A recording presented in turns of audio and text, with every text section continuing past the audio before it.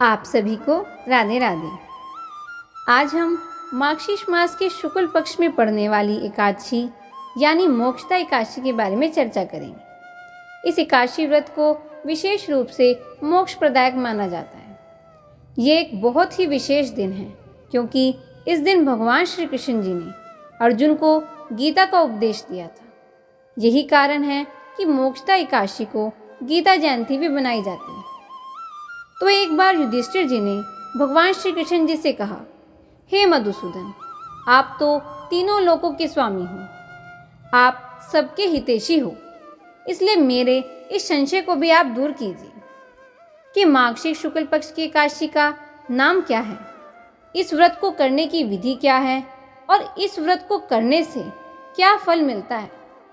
आप मेरे इन प्रश्नों का विस्तार पूर्वक उत्तर दीजिए। भगवान श्री कृष्ण ने कहा, हे धर्मराज, तुमने बड़ा ही उत्तम प्रश्न पूछा है। मार्गशीर्ष मास के शुक्ल पक्ष में जो एकादशी आती है उसे मोक्षदा एकादशी के नाम से जाना जाता है।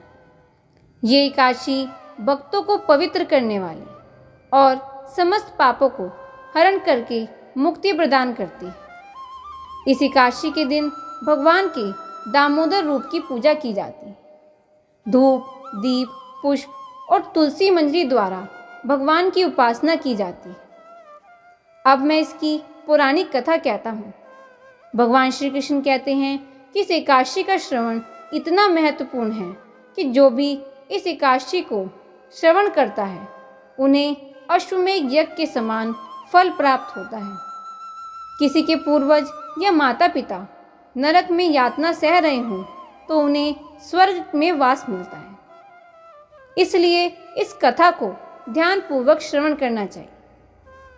चंपक नगर नाम का एक बहुत ही सुंदर नगर हुआ करता था। यहाँ के राजा का नाम था वैखानस, जो अपनी प्रजा से परिवार जैसा व्यवहार करते थे। तो एक बार राजा ने अपने स्वप्न में देखा कि उनके पिता नरक में यातनाएं सहन कर रहे हैं, बहुत ही दुखी और कष्ट भोग रहे हैं। इतना भयंकर स्वप्न देखकर वे उठ गए और फूट फूट कर रोने लगे। सुबह वे ब्राह्मणों के पास गए और उन्हें अपने स्वप्न के बारे में बताते हुए कहा कि मैं बहुत दुखी हूँ, मेरा मन बहुत अशांत है क्योंकि मुझे ज्ञात हुआ कि मेरे पिताजी बहुत कष्ट में हैं। उन्होंने ब्राह्मणों से इसका समाधान पूछा तो ब्राह्मणों की सलाह अनुसार राजा पर्वत मुनि नाम के महान साधु की शरण में गए और उनसे अनुरोध करते हुए कहा कि वे राजा की समस्या का समाधान करें। तो पर्वत मुनि, जो कि एक सिद्ध योगी थे, उन्होंने ध्यान लगाकर अपनी दिव्य दृष्टि से राजा का भूत, भविष्य और वर्तमान सब देख लिया। फिर वे राजा से कहने लगे कि आपके पिताजी ने बहुत ही घोर पाप किया था। उसी पाप के कारण आपके पिताजी को नरक की बहुत सी यातनाएं सहन करनी पड़ रही हैं। तब राजा ने पर्वत मुनि से प्रार्थना की और कहा कि आप मुझे कोई तो ऐसा व्रत, दान या तप बताइए जिससे मैं अपने पिताजी के कष्ट को कम कर सकूं।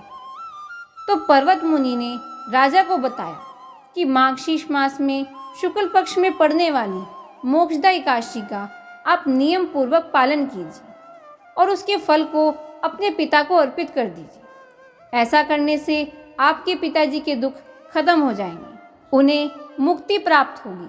राजा ने अपने राज्य वापस जाकर उस मंगलमय दिवस की प्रतीक्षा की और उस एकादशी के दिन बहुत ही श्रद्धा से सभी नियमों का पालन करते हुए एकादशी व्रत का पालन किया और एकादशी का फल अपने पिता को अर्पित कर दिया। एकादशी व्रत के फलस्वरूप राजा के पिता को नरक की यातनाओं से मुक्ति मिल गई और देवलोक में स्थान प्राप्त हुआ। तो भगवान श्री कृष्ण युधिष्ठिर जी महाराज को बताते हैं, जो भी भक्त सभी नियमों का पालन करके इस एकादशी व्रत का पालन करते हैं, मृत्यु के बाद उन्हें मुक्ति प्रदान होती है। और भगवान श्री कृष्ण जी स्वयं कहते हैं कि इस एकादशी व्रत से बड़ी और कोई एकादशी नहीं है। विष्णु पुराण के अनुसार ये एकादशी साल भर में पड़ने वाली बाकी 23 एकादशियों के बराबर फल देती है और जो भी भक्त इस एकादशी का पालन करते हैं उनके पितरों को भगवान के धाम जाने का अवसर प्राप्त होता है। इसलिए हमें इस एकादशी का पूर्ण श्रद्धा और निष्ठा के साथ पालन करना चाहिए और आज के दिन भगवत गीता का पाठ भी जरूर करना चाहिए। बोलिए दामोदर भगवान की जय। जय जय श्री राधे।